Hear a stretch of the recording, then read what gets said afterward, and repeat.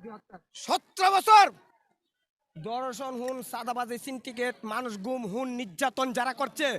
সেনাবাহিনী জুলাই গুম হুন ইলিয়াস আলীর মতো কত হুন হারাবি করছে তারা কোনো বিচার হচ্ছে না 17 বছর বিচার হচ্ছে না 1.5 বছর কোন বিচার হচ্ছে না এই বিচার নাও তুই বাড়তাছে আর যদি বিচার হইতো তাহলে এইগুলো চাষ পাইল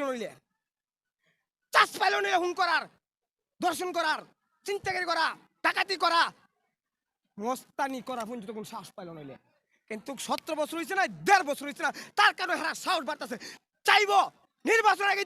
দূরত্ব নিয়ন্ত্রণ করেন না পারলে বুদ্ধি ছেড়ে দেন কারণ দেশের মানুষ শান্তিতে ভোট দিতে চাই আর শান্তিতে থাকতে চাই আমি এটা বলে দিতেছি বাংলার জনগণ ইডুইসা শান্তিতে থাকতে চা কোনো নির্যাতনের শিকার হইতেছে না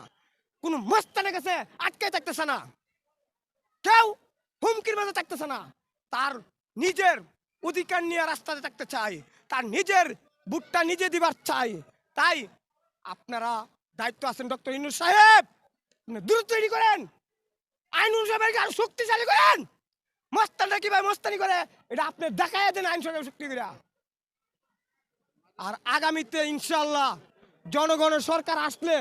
এই জনগণের সরকার অধীনে বাংলার কোনো নির্যাতন নিপীড়ন বাংলার মানুষ হবে না ইনশাআল্লাহ আল্লাহ আরো শক্তিশালী রেখে আমাদেরকে